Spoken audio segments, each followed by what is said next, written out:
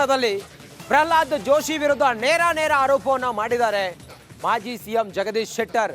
ಲೋಕಸಭಾ ಚುನಾವಣೆ ದೃಷ್ಟಿಯಲ್ಲಿಟ್ಕೊಂಡು ಈ ರೀತಿ ಒಂದು ಬಿಜೆಪಿ ಈ ರೀತಿ ಒಂದು ಹುನ್ನಾರ ಮಾಡ್ತಾ ಇದೆ. ಕರ ಸೇವಕ ಪ್ರಕರಣದಲ್ಲಿ ನೇರ ಆರೋಪ ಮಾಡಿದ್ದಾರೆ ಪ್ರಹ್ಲಾದ್ ಜೋಶಿ ಮೇಲೆ ಜಗದೀಶ್ ಶೆಟ್ಟರ್. ಲೋಕಸಭೆ ಚುನಾವಣೆಯಲ್ಲಿ ಗೆಲ್ಲೋದಕ್ಕೆ ಪ್ಲಾನ್ ಮಾಡ್ತಾ ಇದೆ ಬಿಜೆಪಿ. ಈ ಕೈವಾಡದ ಹಿಂದೆ ಪ್ರಹ್ಲಾದ್ ಜೋಶಿ ಅವರ ಕಾಂಟ್ರಿಬ್ಯೂಷನ್ ಇದೆ. 30 ವರ್ಷದ ಕೇಸ್ ಪರಿಷ್ಕರಿಸಿ ವಿತ್ಡ್ರಾ ಮಾಡಬೇಕು. ಈಗ ಹೋರಾಡುವವರು ಕೇಸ್ ಯಾಕೆ ವಾಪಸ್ ಪಡೆಯಲಿಲ್ಲ? 7-8 ವರ್ಷ ಬಿಜೆಪಿ ಅಧಿಕಾರದಲ್ಲಿತ್ತು ಅಲ್ವಾ, ಆಗ ಕೇಸನ್ನು ವಾಪಸ್ ಪಡಿಬಹುದಿತ್ತಲ್ವಾ, ಯಾಕೆ ಮಾಡಿಲ್ಲ ಇವ್ರು? ಹಂಗೆ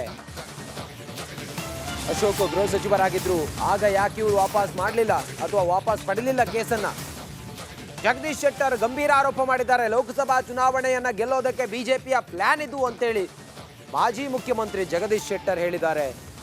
ಪ್ರಹ್ಲಾದ್ ಜೋಶಿ ಅವರ ಕೈವಾಡ ಇದೆ ಅಂತ ಹೇಳಿದ್ದಾರೆ ಜಗದೀಶ್ ಶೆಟ್ಟರ್.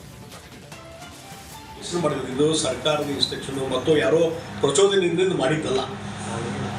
ಇವತ್ತು ಯಾರೋ ಒಬ್ರು ಮಾಡ್ತಾರೆ, ಪೊಲೀಸರು ಇನ್ಸ್ಪೆಕ್ಟರ್ ಗೋಲ್ಡ್ ಡೈರೆಕ್ಷನ್ ಅನ್ನೋ ಮತ್ತೊಂದು ಮಾಡಿರ್ತಾರೆ. NBW ಇಶ್ಯೂ ಆಗಿರ್ತಾವೆ, ನಾನ್ ಬೇಲಬಲ್ ವಾರಂಟ್ ಇಶ್ಯೂ ಆಗಿರ್ತಾವೆ. ಆ ಹಿನ್ನೆಲೆಯಲ್ಲಿ ಅರೆಸ್ಟ್ ಮಾಡಿದಾಗ ಅದಕ್ಕೆ ಲಾಸ್ಟ್ ಕೊನೆಗೆ ಸೊಲ್ಯೂಷನ್ ಏನು ಪರಿಹಾರ? ಕೋರ್ಟಿಗೆ ಹೋಗಿ ಜಾಮೀನು ತಗೊಳ್ಳೋದಂತ ಪ್ರಯತ್ನ ಮಾಡ್ಬೇಕಾಯ್ತಲ್ಲ ಇವೆಲ್ಲ.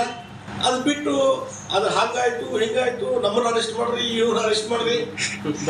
ಇನ್ನೊಂದು ಏನಂದ್ರೆ ಸರ್, ಈ ಷಡ್ಯಂತ್ರ ಇವೆಲ್ಲ ಏನದ ಚುನಾವಣೆಗೆ ಬಂದದ್ದು, ಲೋಕಸಭಾ ಚುನಾವಣೆ. ಈಗ ನಾನು ಹಿಂದೆಲ್ಲ ಅದಿದ್ದು ವಿಡ್ರಾ ಮಾಡೋಕ್ಕೆ ಮತ್ತೊಂದು ಪ್ರಯತ್ನ ಮಾಡಿದಂಥ ವ್ಯಕ್ತಿ. ಈಗ ಷಡ್ಯಂತ್ರ ಮಾಡಿದಂತ ಏನು ಷಡ್ಯಂತ್ರ ಮಾಡಿ ಹೇಳ್ಬಿಟ್ಟಿದ್ದಾರೆ. 7 ಕೋಟಿ ಜನಸಂಖ್ಯೆ ಇದೆ, ಆಲ್ಮೋಸ್ಟ್ 80% ಜನಸಂಖ್ಯೆ ಹಿಂದೂಗಳದಾರ. 7 ಕೋಟಿ ಒಳಗೆ ಒಬ್ಬ ವ್ಯಕ್ತಿಗೆ ಅರೆಸ್ಟ್ ಮಾಡಿದರೆ ಈ ಒಂದು 5-6 ಕೋಟಿ ಜನರಿಗೆ ತೊಂದರೆ ಆಯ್ತು. ಈಗ ಅರ್ಥ ಇದೆ ಅದಕ್ಕೆ. ಅದು ಹಿಂದೂ ಮುಸ್ಲಿಂ ಡಿವೈಡ್ ಮಾಡೋದು ಅಷ್ಟೇ ನಿಮ್ಮದು, ಮತ್ತೆ ಬೇರೆ ಏನಿಲ್ಲ.